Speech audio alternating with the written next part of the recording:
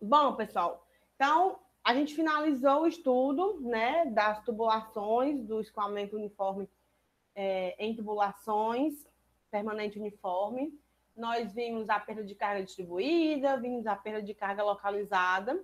E aí, nessa aula de hoje, a gente vai fazer uma análise mais geral do sistema hidráulico, dos sistemas hidráulicos, né, de tubulações, e estudar um pouco algumas situações que acontecem no nosso dia a dia, né, enquanto engenheiros civis, né, que atuamos na área de hidráulica, a gente vai se encontrar, vai se deparar com algumas situações e a gente vai discutir um pouco algumas dessas situações que são situações bem corriqueiras, né, que podem acontecer no nosso dia a dia, e é interessante que a gente esteja preparado para isso, né? Caso aconteça, é muito importante que a gente esteja preparado para isso.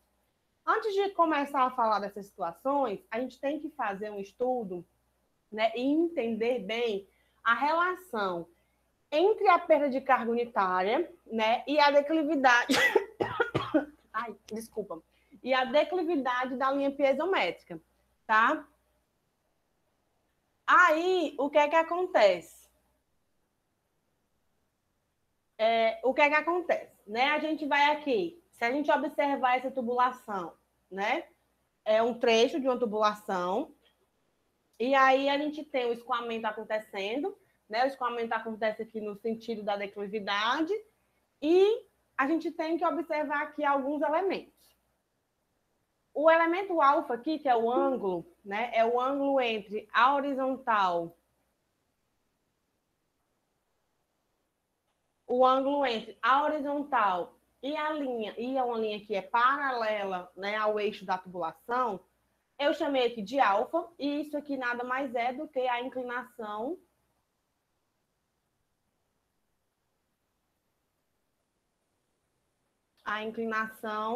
da linha piezométrica. Né? Está aqui a linha piezométrica, aqui um plano horizontal, né, uma linha horizontal, e o alfa aqui é a inclinação da linha piezométrica.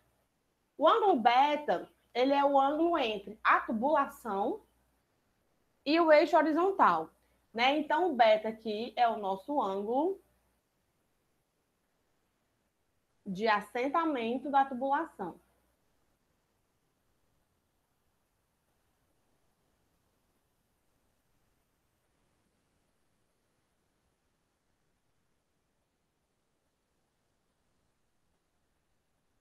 Da tubulação. Que é o nosso ângulo beta. O L, aqui é o comprimento entre o ponto A e o ponto C, né? O comprimento da tubulação. A tubulação tem um certo diâmetro D. A gente tem aqui a perda de carga no decorrer aqui do nosso trecho em estudo, né? Que é o nosso ΔH, então a nossa perda de carga no trecho.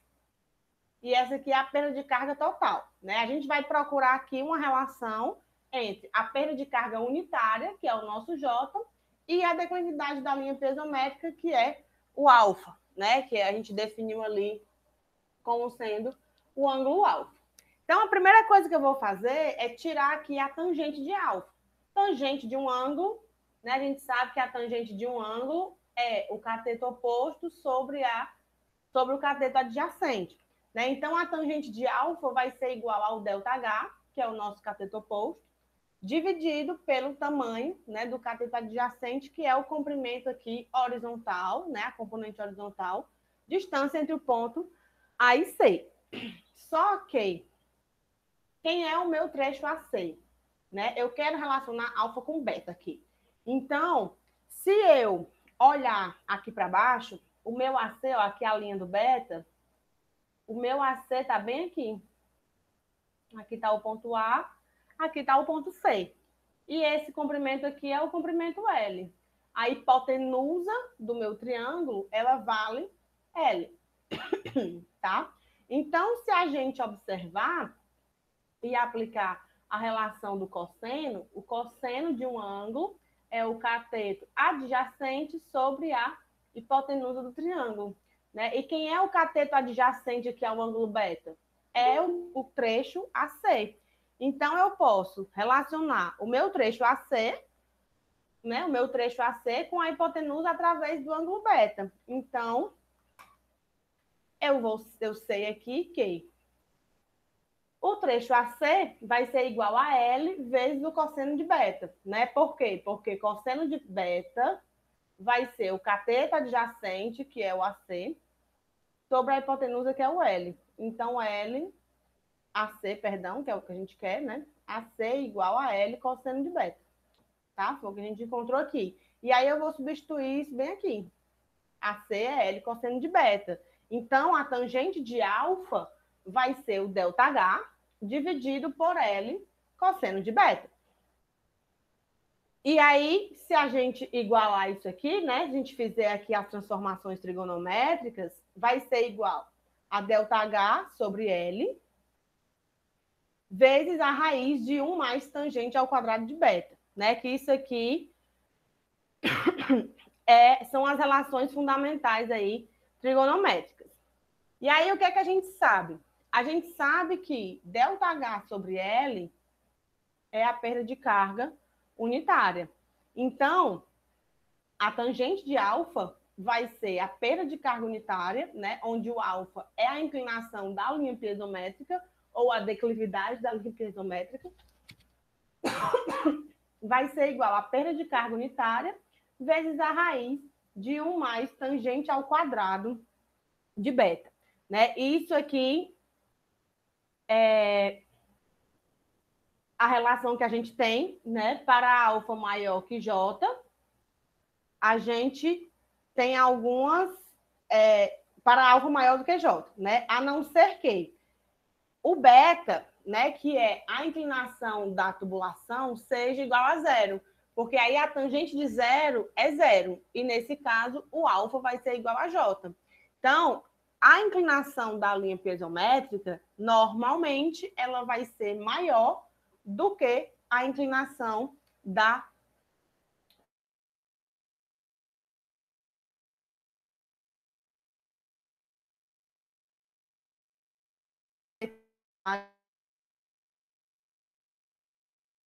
linha piezométrica. Isso tudo era só para chegar nessa conclusão, né? Da linha piezométrica é maior que a perda de carga unitária.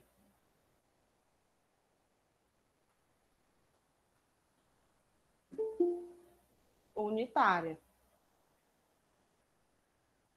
Isso só não acontece, isso só não vai acontecer se o beta,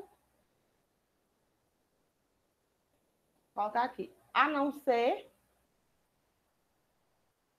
que o nosso beta, que é a inclinação da tubulação, seja igual a zero. Aí, nesse caso, a tangente de alfa, ela é igual a J, né? Então, a gente tem, e isso aqui é uma situação da tubulação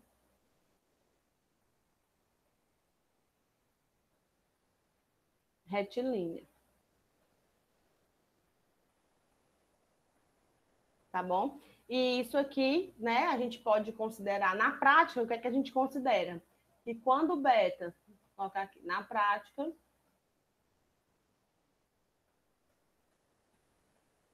quando beta for menor do que 15 graus,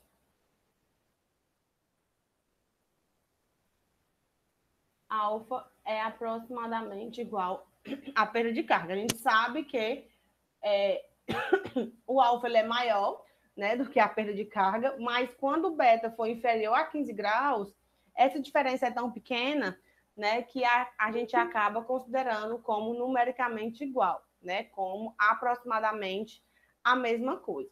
Então, num primeiro momento, a gente precisa entender, né, essa relação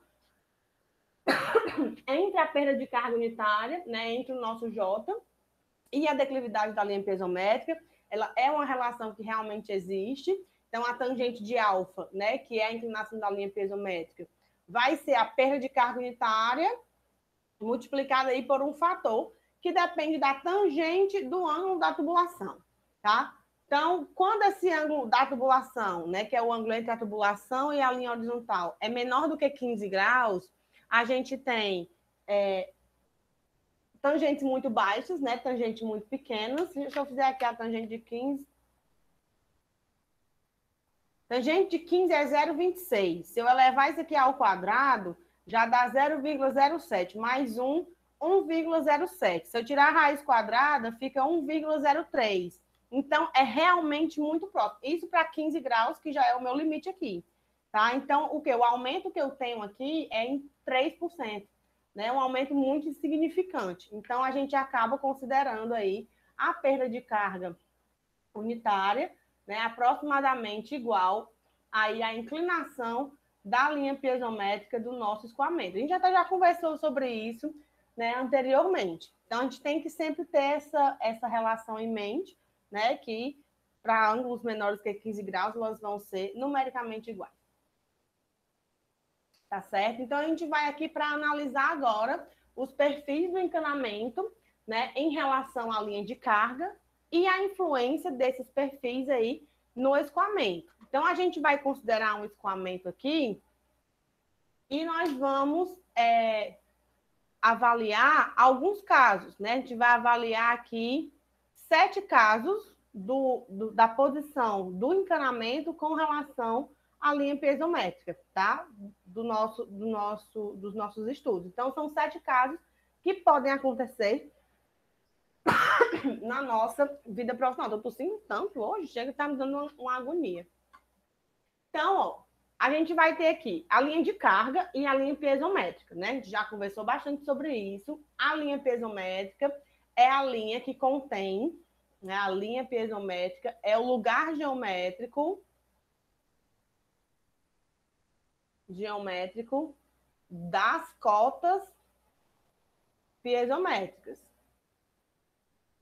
E aí todo mundo aqui já sabe que a cota piezométrica é a soma da carga de pressão mais a nossa cota topográfica, né? Ou a nossa carga de posição. Quando a gente fala da linha de carga, a linha de carga é o lugar geométrico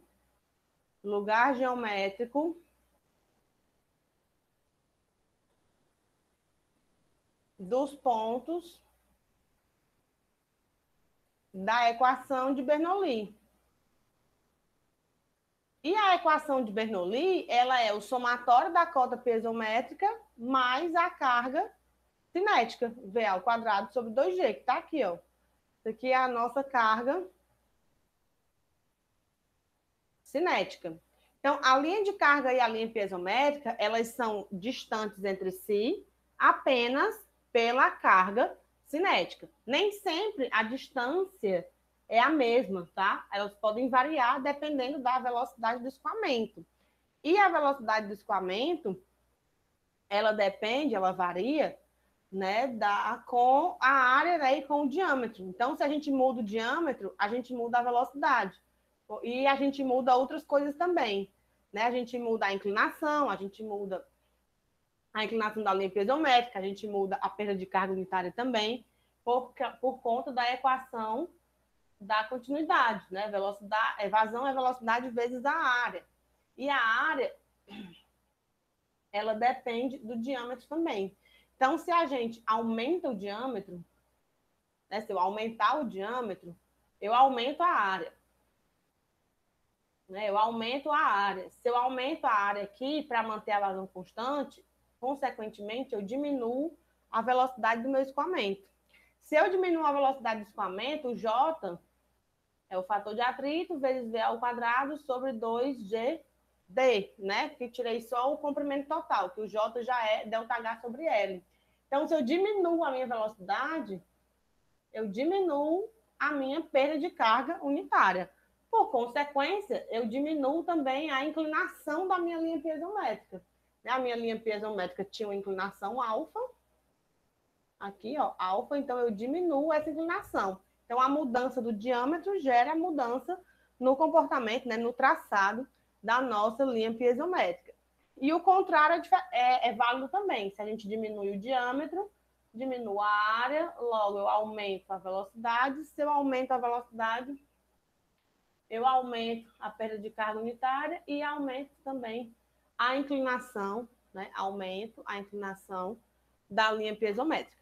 E aí a gente tem que lembrar disso aí. Então, a gente vai considerar esse encanamento aqui ABC da figura, tá? Que liga os dois reservatórios, R1 e R2, tá? Reservatório 1, reservatório 2, ó, tá aqui a carga de topográfica, né? A carga de posição, nosso Z. A gente tem aqui o PC sobre gama e o PA sobre gama, então a gente tem a nossa cota piezométrica, né? Aqui tanto de C quanto de A. E aqui a gente tem a nossa carga cinética, né? E a carga cinética, ela nos dá aí, é o elemento que falta para a gente construir a nossa linha de carga. Então, o que a gente vai avaliar? Vai avaliar aqui algumas coisas, só apanhar aqui esses rabiscos para não ficar tão confuso. A gente vai avaliar algumas coisas, né, sobre esse perfil de encanamento e qual é a influência aí no escoamento da posição do encanamento com relação à linha piezométrica e à linha de energia também, né? Ou linha de carga. Então, a linha de carga, ela é o lugar geométrico, né? Dos pontos representativos das três cargas, né? Dos três elementos, das três parcelas da equação de Bernoulli. Carga de posição, que é o Z, carga de pressão, que é o P sobre gama, e a carga de velocidade também. Como eu já falei. A linha piezométrica, por sua vez, ela corresponde ao lugar geométrico das cotas piezométricas, né, que corresponde ao somatório de posição mais a carga de pressão, e ela corresponde às alturas que o líquido alcançaria se a gente instalasse piezômetros ao longo da canalização, né, ou seja, o conjunto de pontos referentes ali à energia piezométrica. Ó, tá aqui, ó. Furei aqui, coloquei um piezômetro, então qualquer lugar que a gente coloque um piezômetro aqui, tá? Em qualquer lugar, a lâmina d'água vai bater lá na linha piezométrica. Que é o somatório da energia de pressão, né? Que isso aqui é o nosso P sobre gama, mais a cota topográfica, né? Aqui tá bem, vou botar aqui PB sobre gama, assim como a gente colocar o piezômetro em qualquer lugar da tubulação. As duas linhas, elas, como eu já falei também, elas estão separadas pela energia cinética, né? O VA ao quadrado sobre 2G. Se o diâmetro da canalização for constante, essas linhas serão paralelas. Se o diâmetro mudar, as linhas podem se aproximar ou podem se afastar, né? Como é que eu sei disso? Com o aumento da carga cinética. Se o diâmetro aumenta, a área aumenta. Se a área aumenta, a velocidade diminui. Então, se eu aumento o diâmetro, eu reduzo a minha carga cinética. Então, as linhas andam mais perto. Se o diâmetro diminui, aí a velocidade aumenta. Se a velocidade aumenta, a carga cinética aumenta, logo as minhas linhas ficam, então, mais afastadas uma da outra. Então, se a gente aplicar Bernoulli, né, entre A e C, e desprezar as perdas localizadas aqui no nosso reservatório, Bernoulli entre A e C. Aí a gente vai ter carga de posição, mais carga de pressão, mais carga cinética no primeiro ponto, igual a tudo isso no segundo ponto, somados aí a perda de carga. Então, a gente vai desprezar aqui as perdas localizadas, por quê? Porque a gente está trabalhando com tubulações muito extensas.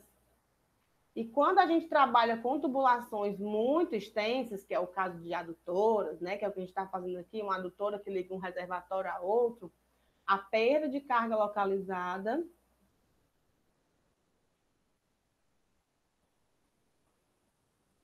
não tem tanta influência no escoamento.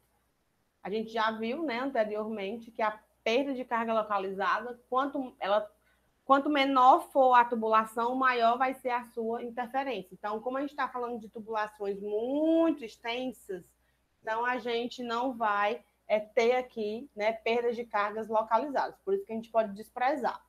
Nosso diâmetro ele é constante, então a gente também vai poder desprezar aqui as nossas cargas cinéticas, né? A gente tem diâmetro constante. Então, as nossas cargas cinéticas elas são iguais, porque as linhas aqui, para o nosso caso, ó, elas estão paralelas, tá? A gente tem aqui a vazão passando e o diâmetro é constante. Então, se ele não fala de mudança de diâmetro, as energias cinéticas podem ser desprezadas. Então, a perda de carga aqui, ela se resume à diferença entre as cotas piezométricas.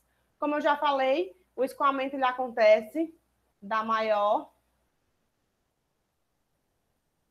para a menor cota piezométrica, né? Então, ele vai do CPA, vai de A para C. Então, a perda de carga vai ser a diferença entre a maior cota piezométrica menos a menor cota piezométrica. Então, isso nos dá know-how para admitir, né, a situação onde, na prática, o valor da energia cinética ele é muito pequeno também em relação à perda de carga. E para a gente ter um efeito de simplificação, né, a gente vai considerar também que a linha piezométrica se confunde com a linha de carga, por conta do fato dessa energia cinética ser muito, muito, muito pequena em relação ao ΔH. Né? E aí, se a gente voltar aqui, ó, se a gente for separar o ΔH, eu teria aqui o VA e o VC. Mas essa parcela é tão curtinha, né, tão pequena, que a gente acaba desprezando mesmo. Então, dessa forma, a gente, para obter, né, a linha piezométrica, basta a gente unir os níveis da água, né, dos dois reservatórios. E aí, isso aqui é a nossa linha de carga. Tá aqui, né? Que é o MN, ó, é a nossa linha de carga que se funde com a nossa linha piezométrica, unindo aí os dois reservatórios. Então, a velocidade, né? Quando eu digo que essa energia cinética ela é muito pequena, a velocidade de um escoamento padrão, ela varia aí entre 1,5 e 3 metros por segundo, tá? Deixa eu colocar aqui as unidades. E 3. Então, se a gente for fazer a carga cinética disso aqui, 1,5 ao quadrado, dividido por 2, 9,81, a gente tem aqui 0,11 metros e aqui 3, né? 0,46. Então, é realmente uma coisa muito, muito pequena em relação ao ΔH. O ΔH aqui vai ser 20, 30 metros, 10 metros, 12 metros, né? Uma ordem de grandeza realmente muito maior. Pelo menos aí 10 vezes maior, né? Então, realmente a gente consegue desprezar. Só que assim, nem sempre, né, os encanamentos eles são retilíneos. Na verdade, quase nunca. Quase nunca os escoamentos são retilíneos, né? Quase nunca são retilíneos. Porque quando a gente vai ligar, seja dois reservatórios, seja um reservatório e uma entrada de uma rede de distribuição de água, seja um reservatório e, e a saída de uma estação de tratamento, sempre que a gente vai fazer essas ligações que exigem grandes adutoras, a gente vai acompanhar o terreno, né? E o terreno, as irregularidades do terreno, elas são muito comuns de acontecer. Então, assim, praticamente nunca, nunca, nunca a gente vai ter tubulações retilíneas, tá? Vai ser muito difícil.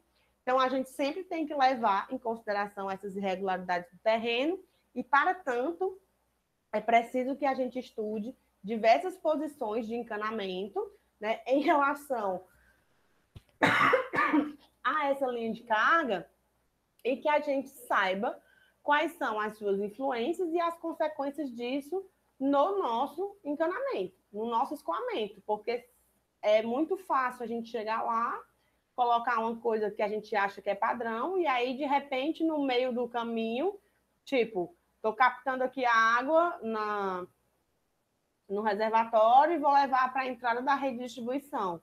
Se no caminhão tiver um ponto que seja mais alto do que o que realmente a energia do escoamento é capaz de promover, né? Então, esse escoamento ele não vai acontecer e a gente vai precisar tomar algumas atitudes. Então, por isso é tão importante essa aula especial. Ela é super importante para quando a gente vai para campo fazer lançamento de tubulação, entender que o levantamento topográfico ele é super importante, né? Para que a gente possa, a partir dele, calcular as rotas, né, os pontos de alto e calcular perfeitamente a nossa tubulação para que a gente consiga garantir, né, o escoamento. Então, isso é o mais importante. Sempre que a gente dimensiona uma adutora, a gente quer que ela funcione, né, e que ela leve água de onde ela está captando para onde ela vai distribuir.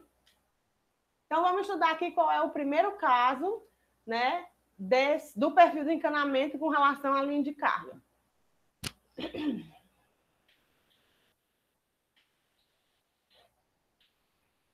O primeiro caso é quando o encanamento ele está totalmente abaixo da LPE. O que é esta LPE? É a nossa linha piezométrica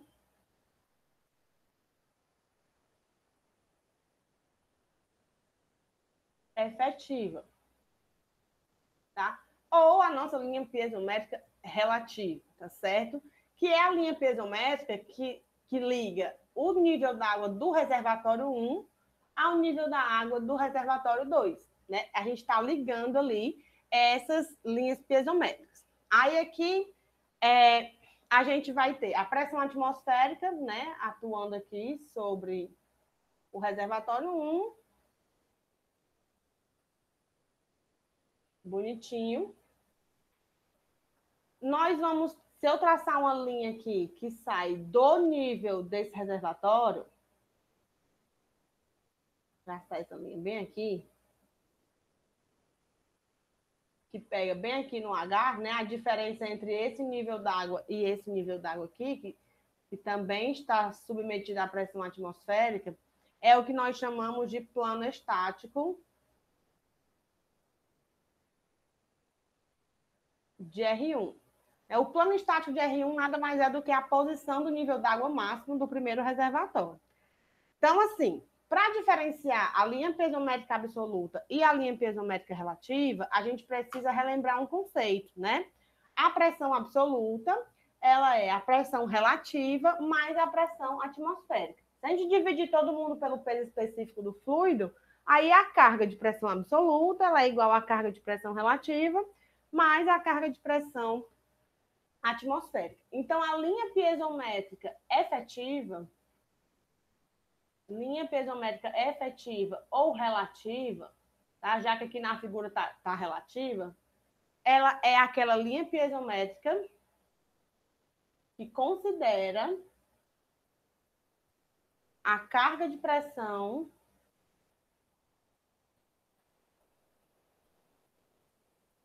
relativa na sua determinação. Ou seja, quando a gente está aplicando a equação de Bernoulli, a gente, hora nenhuma, aplicou pressão atmosférica, não. A gente simplesmente aplica ali a altura do piezômetro, né? Que é exatamente a altura da linha d'água quando chega. É a carga em metros de coluna d'água. Então, a gente olha essa pressão relativa, tá? Para calcular a pressão absoluta, a gente precisaria adicionar ali a pressão atmosférica, que está atuando aqui sobre a superfície do reservatório, que atua sobre a tubulação. Então, quando a gente considera também a pressão absoluta, né, a pressão atmosférica, aí a gente tem a nossa linha piezométrica absoluta. Que aí, nesse caso, a LPA, ela considera a carga de pressão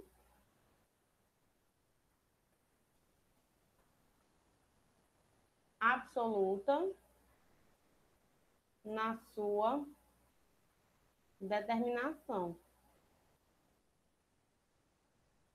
Então, a gente tem essa pequena diferença, tá? Então, a linha piezométrica relativa é a linha ou efetiva, é a linha piezométrica que a gente veio calculando, né, desde sempre até então, sempre ligando ali os níveis d'água do reservatório e considerando apenas a pressão relativa.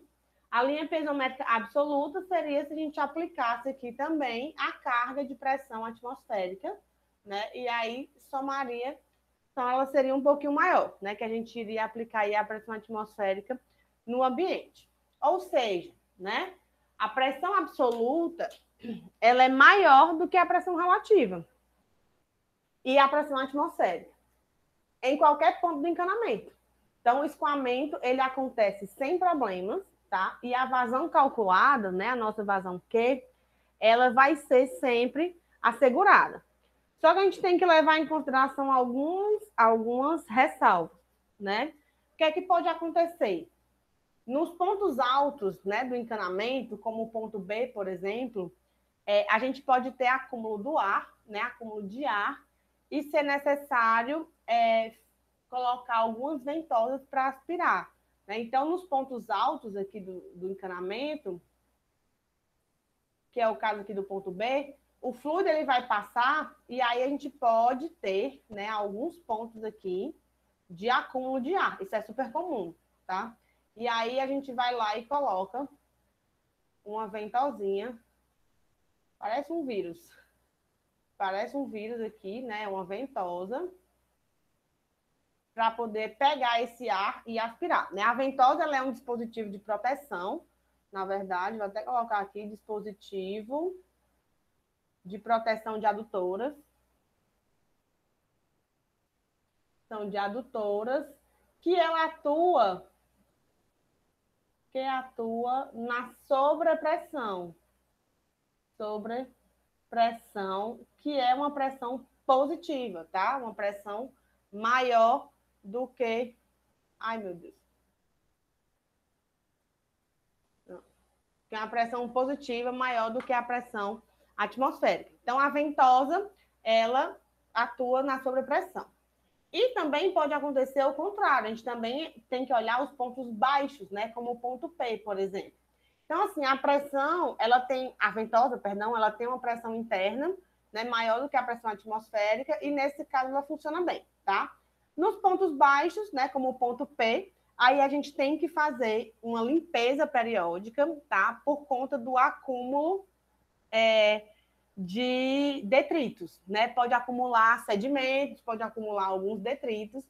Então, a gente faz uma descarga com registros, né? A gente coloca aqui no ponto baixo, como ponto P, aí é o contrário.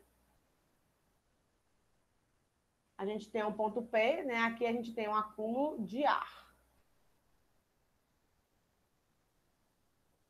Ar, que é o ponto B. Aqui no ponto P, a gente vai juntar sedimentos, né? Porque é muito comum a gente ter água com alguns sedimentos. Eu estava até comentando sobre isso na aula de saneamento hoje, né? Que mesmo que a gente coloque desarenador, mesmo que a gente coloque gradeamento na entrada, né? Se for água bruta e tudo, sempre tem sedimentos dissolvidos e eles podem se acumular nesses pontos mais baixos, tá? Então, é necessário que a gente instale aqui, né, uma descarga. E aí essa descarga ela faz com que esses sedimentos sejam, na verdade, né, uma torneirinha. É tipo assim. E aí aqui tem um registro, que é uma torneirinha. Os sedimentos ficam aqui, aí a gente abre e a água sai, levando embora aí toda essa sujeira, né, que se acumula na parte inferior da tubulação. Então, o escoamento ele vai acontecer sem problemas, a gente só tem que tomar cuidado com esses pontos altos e com esses pontos baixos, tá? E aí, colocar as descargas de limpeza, colocar as ventosas, e essas ventosas elas podem ser analisadas também, se são necessárias ou não, tá? A gente tem todo um estudo de transiente ainda pela frente, né, para poder verificar se realmente será necessário para poder cuidar, para poder o escoamento, coisa é outra, para o escoamento acontecer. Então, ele vai acontecer sem problemas se a tubulação, né, estiver abaixo da linha piezométrica relativa e da linha piezométrica absoluta também. Como a absoluta é sempre maior, né, então se ele está abaixo da relativa, obviamente ele já vai estar abaixo da absoluta também.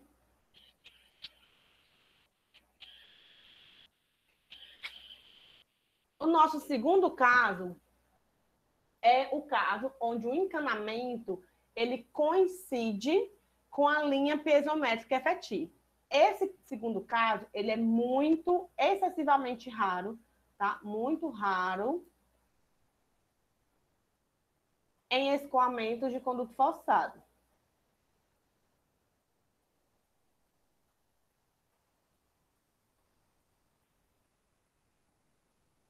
Primeiro porque, como eu já falei, é muito difícil a gente ter um escoamento retilíneo, né? Então, já é difícil, começa aí a dificuldade. Então, assim, aqui a gente tem um ponto M, né? O M e o N que a gente tinha. Então, assim, se o ponto M, né? Se no ponto M a altura de pressão efetiva é zero, né? Que é o caso que a pressão absoluta aqui ela é igual à pressão atmosférica. Bem aqui, a gente considera a pressão relativa igual a zero. Se a pressão relativa é zero, a carga de pressão também ela é igual a zero. Então, nesse caso, a pressão absoluta ela é igual à pressão atmosférica como em um canal. E o canal é um escoamento de superfície livre. E aí sim, aqui nesse caso, no escoamento de superfície livre, que a gente vai ver lá no final, aí a gente vai ver que o escoamento, ele praticamente sempre coincide, né, com a linha piezométrica do traçado. Aí é um outro sistema totalmente diferente. A gente está falando aqui em condutos forçados, né? E nos condutos forçados é muito raro a gente conseguir coincidir o escoamento de uma tubulação com a linha piezométrica, primeiro pela retilinidade, né? É muito difícil da gente conseguir manter, e segundo, porque realmente é muito incomum. E aí, se ocorrer qualquer furo na tubulação aqui, né? Aí furou, quebrou, né? Essa tubulação ela não vai jorrar, porque a gente tem aqui a pressão, né? A pressão aqui no escoamento ela é igual à pressão atmosférica. Então, a gente não tem a pressão interna maior que a atmosférica, como no caso anterior, para poder essa água jorrar, tá certo? E a vazão calculada aqui também vai ser garantida. A vazão é garantida, apesar de quase nunca acontecer, mas se acontecer, né, a vazão vai ser garantida. Então, não acontece porque não existe retilíneo, não existe terreno retilíneo, e se forem dois reservatórios dentro de, sei lá, você tem dois reservatórios e quer interligar esses dois, normalmente as tubulações elas vêm pela base, né? Para sair e para entrar. Então já não vai, é muito difícil, estou dizendo, é muito raro que isso aconteça. Então, se caso acontecer, né, se caso for possível, aí a vazão vai ser garantida, mas é um escoamento muito difícil de se ter aí na vida real. Aí a gente vai para o terceiro caso. Terceiro caso aqui de escoamento. Terceiro caso é quando o escoamento ele fica acima da LPE, né? Um trecho do escoamento, pelo menos. Ele está acima da linha piezométrica relativa, mas está abaixo tanto da linha piezométrica absoluta, que é aquela que a gente leva em consideração a pressão atmosférica, quanto ele também está abaixo, né, do plano estático de R1. O plano estático de R1 é esse aqui, ó. Plano estático de R1, que é aquela linha máxima de carga que o reservatório 1 pode admitir caso ele fique parado, né? Então, se ele estiver estático no nível máximo, o máximo de carga que a gente vai ter disponível no sistema aqui é o que nós chamamos de plano estático do reservatório. A linha piezométrica absoluta considera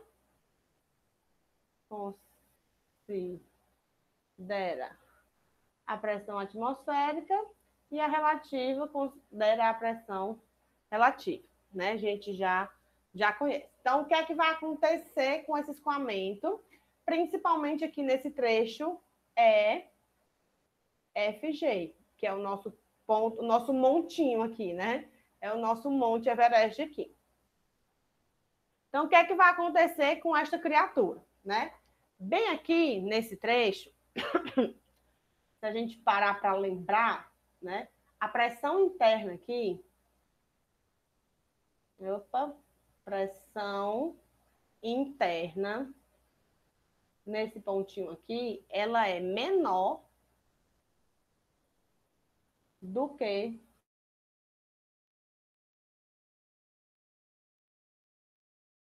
nesse caso aqui, a gente tem um problema de subpressão, né? Ou pressão negativa.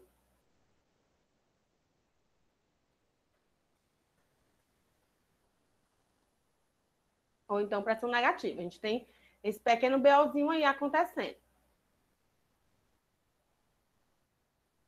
Aí o que é que acontece?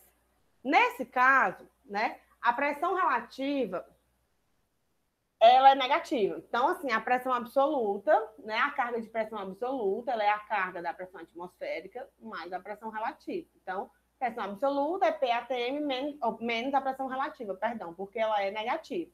Então, nesse caso, a pressão absoluta ela vai ser menor do que a pressão atmosférica. Certo? Ela vai ser menor do que a pressão atmosférica. E aí, o que é que vai acontecer? Quando acontece isso, a pressão absoluta menor do que a pressão atmosférica, acontece que ar e vapor d'água, né, eles tendem a se acumular. E aí eles vão se acumular no ponto onde a pressão ela é negativa, que é lá no nosso trecho FG. Então, a gente vai ter acúmulo de ar e de vapor d'água. Sobretudo, né, se em A, que é a entrada aqui da tubulação, tiver uma válvula e se a velocidade for pequena. E a gente já viu que as velocidades no nosso escoamento, elas são pequenas, né? Elas variam aí de 1,5 a 3. Então, as nossas velocidades elas são pequenas. Então, o que é que vai acontecer?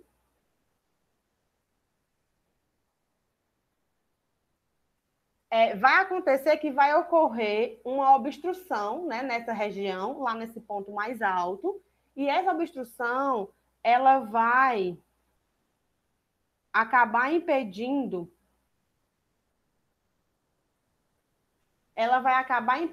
que passe a passagem da água aqui e isso vai aí resultar numa diminuição da vazão, né? Por quê? Porque a gente vai ter acúmulo de vapor da água. É o mesmo caso lá do outro ponto alto, lá no ponto B, né? Vai ter aqui um acúmulozinho de água e de vapor se acumulando aqui, e aí aqui a gente tinha toda essa parte para a passagem de água, aqui a gente vai ter uma redução da vazão, né? O acúmulo aqui gera redução da vazão. Aí o que é que acontece? Gera essa diminuição da vazão, né? E para evitar essa interrupção, então, aí seria necessário colocar uma bomba de aspiração aqui, porque nesse caso a ventosa não vai funcionar, certo? Porque a ventosa, ela só funciona bem na sobrepressão, quando a pressão interna é maior do que a pressão externa.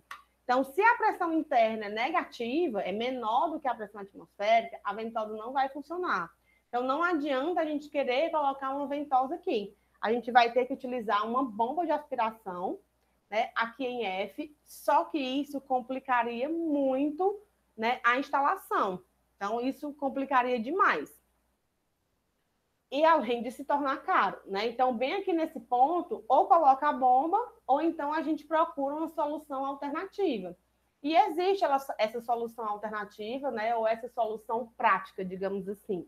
Então, a solução prática aqui nesse caso é a gente substituir, né, um diâmetro único, ao invés de ser um diâmetro só, a gente substituir essa tubulação por 2 diâmetros distintos. E aí a gente sabe, né, que o diâmetro único ele é calculado a partir da equação da perda de carga universal. Então, 0,0827, fator de atrito, L que é ao quadrado sobre D a quinta. Isolando o diâmetro, a gente tem essa equação aqui. Fator de atrito, comprimento e o 0,0827, eles são parâmetros constantes, né? Então, K, que é ao quadrado sobre J. Porque o J, o J é ΔH sobre L, né? Tirando aqui o fator de atrito e o 0,0827. Então, o fator de atrito considerado constante, se a gente considerar ele constante, depois que a gente descobre o valor, né, ele é constante. E aí o diâmetro fica em função de uma constante, da vazão ao quadrado, e dividido pela perda de carga unitária. Onde a perda de carga unitária é a divisão entre a perda de carga total e o comprimento da tubulação, que vai ser igual, né? A gente vai considerar a mesma perda de carga para os dois trechos, dos dois diâmetros que a gente for substituir, né? E aí, a gente tem a seguinte situação. Deixa eu passar aqui para frente. A gente tem que a perda de carga 1, né, no trecho 1, no primeiro trecho, até o ponto F, ela é menor do que a perda de carga que a gente tinha originalmente, né? Porque esse H1 aqui, ó, que é a perda de carga até esse ponto, é menor do que o H1', que é esse aqui, ó, até o ponto F. Certo? Então, o diâmetro 1 vai ser, se a perda de carga é menor, o diâmetro é maior. E no trecho 2, né, que é o segundo trecho aqui, a perda de carga, nesse trecho, a perda de carga unitária, ela é maior do que a perda de carga unitária que a gente tinha na tubulação única. Porque o H2, que é essa distância aqui entre o F e o nível da água, ele é maior do que o H2', né? Que é aqui do ponto E, que é o início do nosso problema, que é o ponto onde cruza com a linha piezométrica. Então, o diâmetro 2 vai ser menor do que o diâmetro 1, do que o diâmetro único, né? Então, a gente acaba concluindo aí que o diâmetro 1 é maior do que o diâmetro 2, ou seja, o diâmetro antes do ponto onde se cruza aqui, onde a tubulação cruza com a linha piezométrica, vai ser maior do que o diâmetro após. Né? A gente usa um diâmetro maior primeiro, depois um diâmetro menor, e aí a gente acaba utilizando um cone de redução, porque a gente não pode fazer isso, né? Isso aqui eleva muito a nossa perda de carga localizada, apesar de ser uma adutora, né, mas eleva muito. Então, a gente faz aqui o uso, está aqui a primeira tubulação, está aqui a segunda, então a gente faz uso aqui de um cone de redução, né, aí depende dos tamanhos, dos diâmetros, e a gente consegue encontrar esse cone aqui comercial, né, o cone de redução excêntrica.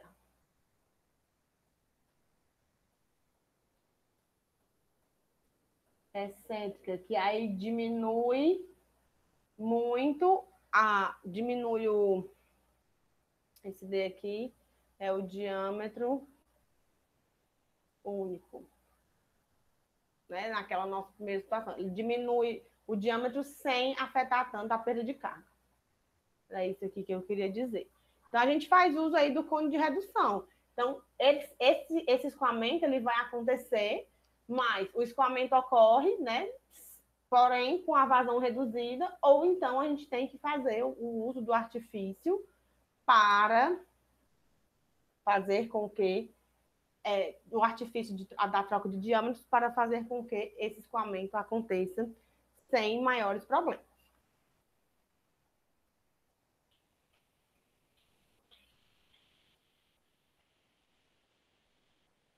O nosso quarto caso é quando o escoamento ele fica acima da linha piezométrica relativa e também acima do plano estático de R1. Se a gente traçar aqui o plano estático, se eu conseguir traçar retinho, ó, vocês vão ver, né, que aqui é o plano estático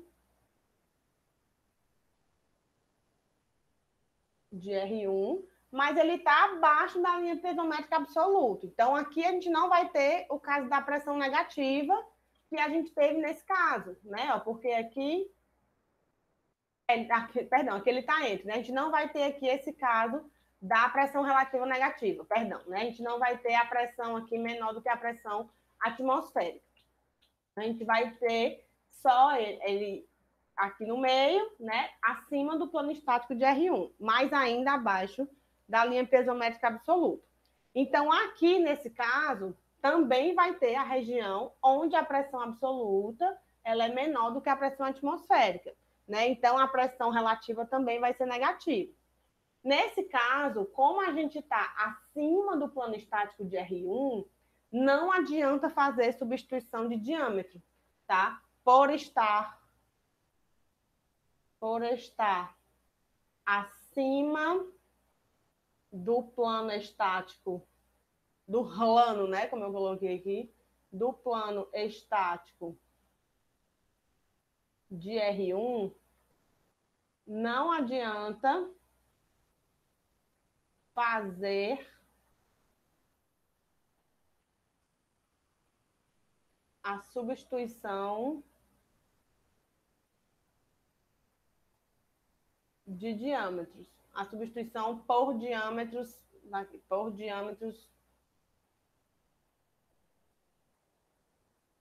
distintos, tá? Nesse caso aqui, por que não adianta? Porque eu estou passando acima do plano estático. Então, esse plano estático aqui é o máximo de energia que eu tenho para empurrar a água. Então, se eu tenho uma parte da minha tubulação que está acima dele, eu não tenho força, né?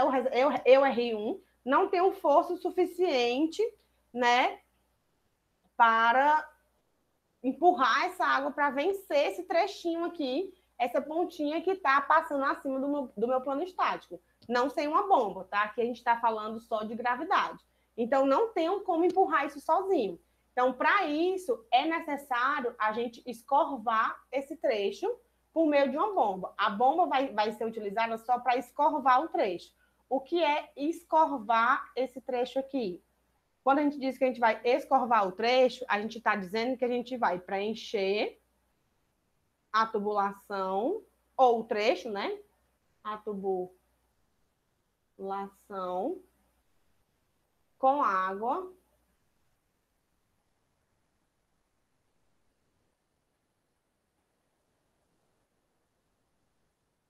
previamente. Ou seja, eu vou colocar uma bomba aqui só para puxar a água até aqui meu ponto F. Então, eu vou escorvar essa tubulação. Eu vou encher a minha tubulação de água antes de colocar essa tubulação aqui, esse escoamento para funcionar. E aí, como eu já tenho água aqui dentro, aí é outros 500, né? Aí funciona bacana. Então, essa condição aqui, ela é pior do que no caso anterior, tá? Porque nesse caso aqui, é imprescindível que a gente use o sifão. O sifão a gente vai estudar, né, o funcionamento dele ainda, mas no que é que ele consiste? Ele consiste em levar água de um lugar para outro, de um lugar para outro mais baixo, né? Eu quero trazer água para cá, onde vai ter no meio do caminho um alto, né? Isso aqui é o sifão. E isso aqui acontece por gravidade. Óbvio que a gente tem distâncias máximas aqui para poder isso acontecer, né? A gente vai ver isso previamente. Mas o que é que eu faço? Eu aplico aqui algum jeito dessa água passar por esse monte até chegar aqui no ponto mais baixo. Não é o meu jeito? Escorvando, puxando isso com a bomba. É que nem, olha o exemplo que eu vou dar, é que nem roubar gasolina, né? Antigamente roubava-se muita gasolina, quando os carros permitiam, né? Eu era muito criança nessa época, eu só ouvia as histórias das galera lá que minhas irmãs davam, que andava puxando umas gasolinas com a boca. Então, ou então mesmo dá para o amigo, né? O amigo ficou no prego, o pessoal transportava muito com mangueira. O pessoal botava a mangueira dentro, chupava mesmo na outra ponta, até encher a mangueira todinha de água. E aí, de água não, de gasolina, né? E aí depois baixava a mangueira, né? Fazia um ponto alto no meio e baixava a mangueira. E aí a gasolina saía do tanque do carro para o recipiente que seria transportado aí para o carro a ser socorrido, né? Vamos dizer que eram dois amigos, um ajudando o outro a sair do prédio. Então, assim, para que o sifão aconteça, é preciso a gente dar um empurrãozinho. Se você encher, por exemplo, a pia da tua casa de água e botar uma mangueira lá dentro e soltar no chão, não vai acontecer nada. Mas se você chupar do outro lado da mangueira, né, succionar, E aí, encher a mangueira de água, na hora que você soltar no ponto mais baixo, a água vai escorrer. E ela só vai começar a sair quando você baixar do nível da pia. Se você mantiver ela alta, ela não sai. Aí vai baixando, vai baixando, vai baixando, vai baixando, e ela vai começa a sair quando passa ali do plano estático, né? Que é o plano estático aqui é a pia que eu estou falando, é o tanque de gasolina que está sendo afanado, né? Esses são os planos estáticos aí da nossa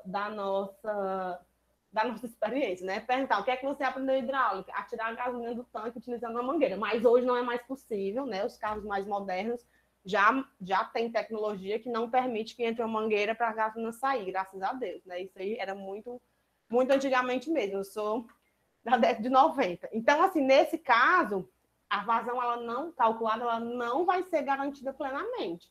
Pode ser que ela aconteça, mas a gente não consegue garantir, tá? Por conta do uso do sifão.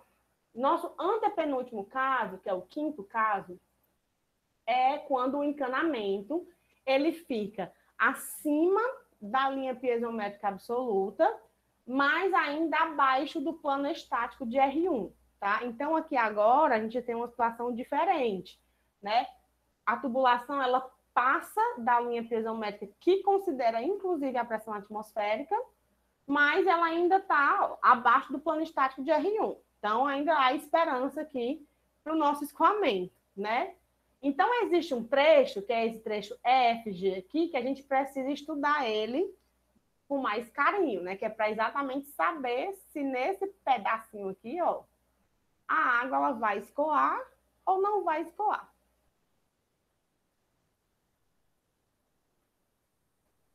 Então, vamos lá. Tá aqui a figurinha de volta, né? Ó, existe um trecho que está acima da linha piezométrica absoluta, que é, no nosso caso aqui, o trecho EFG.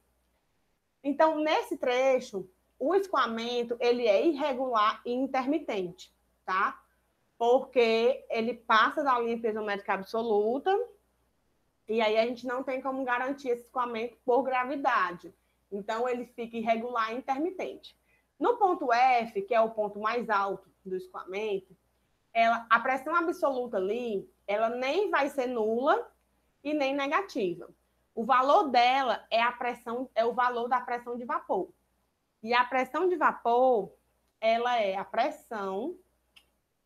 A gente viu isso aqui lá em hidráulica, mas a gente está vendo agora, né? A gente vai estudar bastante a pressão de vapor quando estiver vendo bombas, tá? Então, a pressão de vapor, ela é a pressão onde a água passa do estado líquido para o estado gasoso, ou seja, ela vira vapor. O estado gasoso. Ela vira vapor d'água. Vocês lembram lá das condições normais de temperatura e pressão? Né? Para a água vaporizar, para ela entrar em ponto de ebulição, não basta ter a temperatura, né? Não é só a temperatura que interfere nisso, a pressão também interfere. Então, se você baixar muito a pressão, aí você vai vaporizar a água, né? Tem esse lance aí da CNTP, das condições normais de temperatura e pressão. Então, tanto a temperatura quanto a pressão podem vaporizar um líquido. E aí a água aqui, ela vaporiza por conta da pressão, né, que atinge a pressão de vapor. Então, nesse ponto, onde a pressão ela é a pressão de vapor, a linha piezométrica absoluta, ela sai da linha piezométrica normal, né, que era aqui do M' até aqui, e passa a ser M', F'. Ela vem para cá, ó, certo? Por conta aí do acréscimo da pressão de vapor. Então, se a gente pegar aqui essa distância entre o F e o F', que é esse pedacinho aqui que eu estou marcando aqui bem no cantinho, ó, que é a posição inicial para a posição final da linha piezométrica absoluta, isso aqui é a carga de pressão de vapor, né? Que é o PV sobre gama. Isso aqui nada mais é do que a carga de pressão de vapor. E aí, se a gente fizer a distância entre o F e o F duas linhas, deixa eu voltar aqui para maior, só para vocês verem quem é o F duas linhas. Ó. É essa diferença aqui. tá? Entre o H2, né? Que o F duas linhas é o ponto para onde vai a linha piezométrica relativa, tá? Que todo mundo sobe, né? Por causa da pressão de vapor, todo mundo sobe. Então, esse pedacinho aqui, ele vai ser igual à pressão atmosférica, né? Menos a pressão de vapor.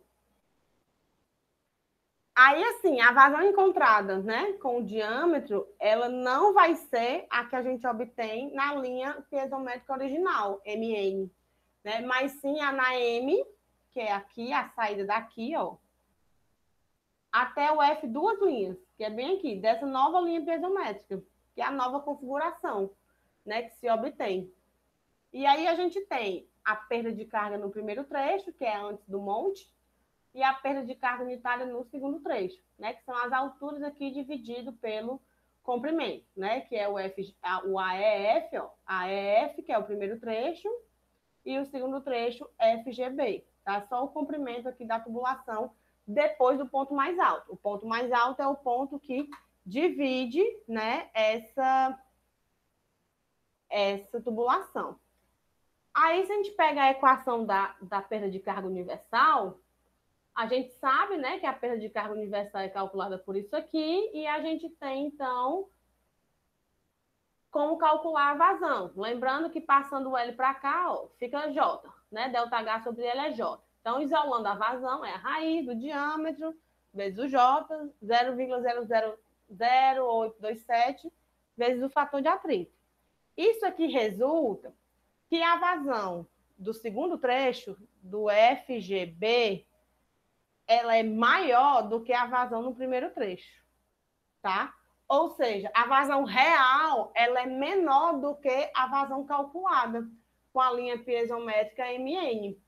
Então, assim, quando a gente tem esse problema, né, passando pela linha piezométrica, passando da linha piezométrica absoluta, e mas ainda assim abaixo do plano de carga, né, do R1, a vazão que a gente vai ter aqui real, ela é menor do que a vazão calculada.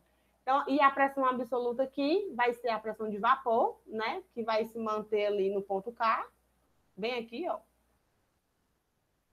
E é obtido aí ligando, né, o NL, que é o ponto N aqui, até o ponto L, sendo o L abaixo de K. Tá? É só uma linha paralela aqui para poder a gente encontrar esse ponto K. Então, a solução, nesse caso aqui, ela é bem parecida com o caso 3, né? Então, a solução também vai ser parecida com o caso 3. A gente pode colocar uma bomba de aspiração aqui no ponto F, né? Ou fazer a substituição de um diâmetro único por dois diâmetros distintos, e isso vai fazer com que a vazão seja a vazão de projeto. Então, deixa eu só escrever isso aqui que eu não digitei, não. A solução prática, a solução para esse caso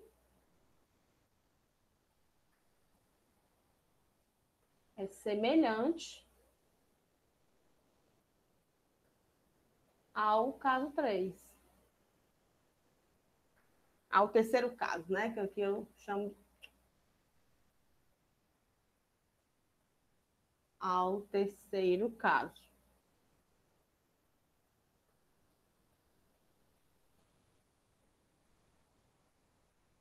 Ao terceiro caso. Então, podemos colocar uma bomba. Para dançar, isso aqui é bomba, né? De aspiração em F.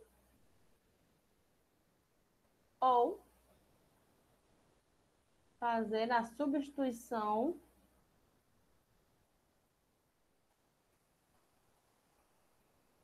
do diâmetro único por dois diâmetros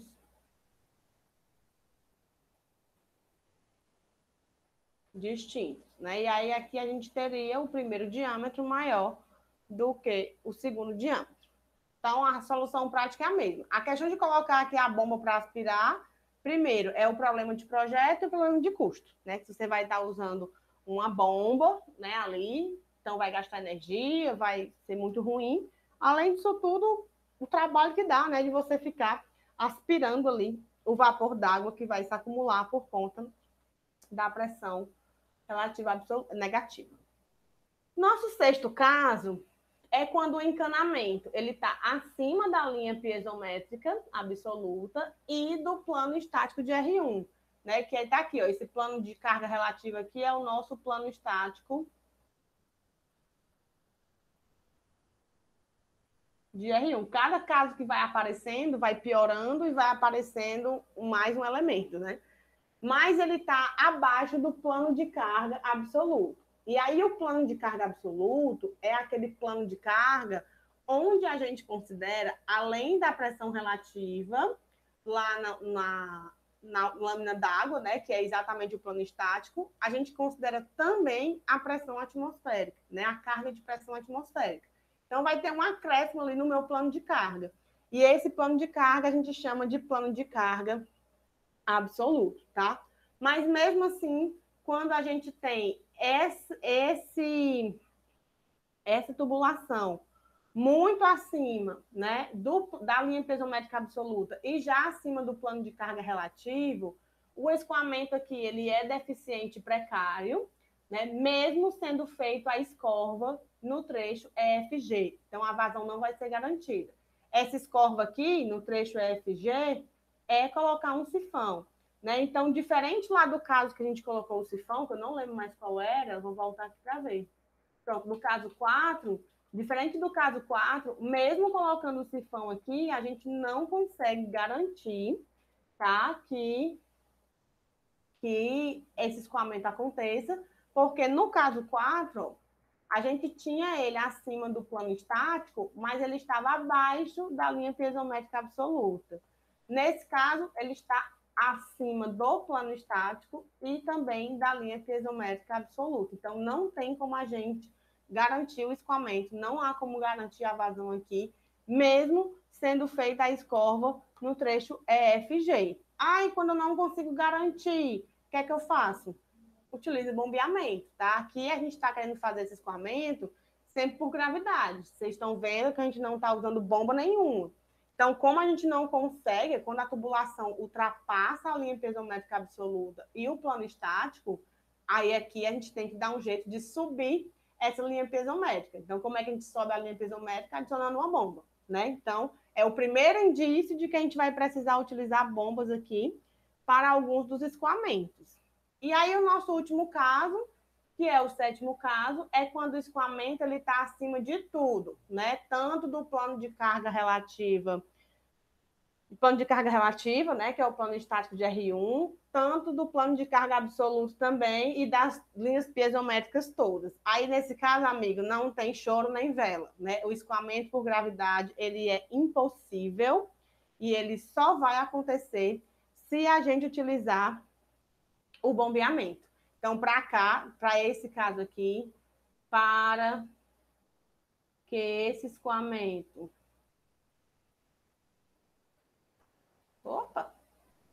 que esse escoamento aconteça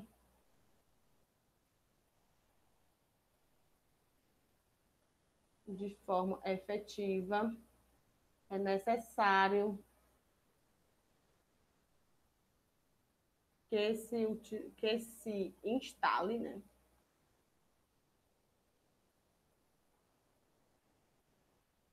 uma bomba para que a linha piezométrica, eu vou colocar LP só, que é relativa a todas, né? Para que as linhas piezométricas subam, uma linguagem assim bem direta, para que elas subam e a tubulação, não, e fiquem acima da tubulação. Suba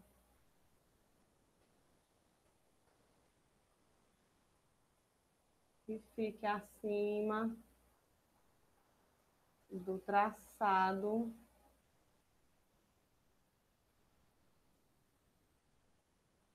da tubulação, garantindo assim a vazão de projeto. Então, a gente vai ter aqui, né? A gente chega bem aqui, quando a tubulação cruza logo com a linha piezométrica, a gente já coloca aqui uma bombíssima, né? Uma bomba top, ó, que aí a linha vem a carga um pouquinho antes, né? Para não chegar tanto, a gente já vem aqui, instala a bomba, e aí a linha piezométrica faz isso, ó, quando chega na bomba. Tanto vai a relativa quanto vai a absoluta, né? Porque as duas só se separam por conta da carga cinética. E aí a gente manda subir bastante para poder elas descerem aqui lindamente, né? E cheguem lá no seu plano absoluto e no seu plano relativo aqui, que é o nível do reservatório. Tá bom? Então a gente tem que fazer aqui o uso de uma bomba. Por gravidade é impossível, né? Porque a gente viu que mesmo quando. Não, a bomba é aqui mesmo. Mesmo quando eu quero só o branco aqui, fazer assim. Só para diminuir aqui a diferença. Bomba. Pronto. Mesmo estando aqui abaixo, acima do plano, né, do plano de carga, não interessa porque a bomba vai fornecer, que coisa torta, né? A bomba vai fornecer energia suficiente aqui para esse escoamento, né, acontecer. E eles vão acontecer, né? Ele vai acontecer por conta do artifício aqui que a gente utilizou, não por conta da gravidade, porque por gravidade era realmente impossível. Eu ainda tinha algumas coisas aqui para falar para vocês, né? Para dar continuidade, falar sobre distribuição de vazão em marcha, perda de carga para vazão variável. Porém, dada a avançada hora, hoje eu vou encerrar por aqui, porque já foi muita informação para vocês, né? Eu vou deixar esse vídeo lá no Moodle e pedir para vocês assistirem eles até vocês entenderem bastante todas essas situações, né? Todos esses sistemas que a gente tem aí, para poder, na aula que vem, a gente começar aí o estudo da distribuição de vazão em marcha e continuar o nosso estudo, né, sobre sistemas de tubulações.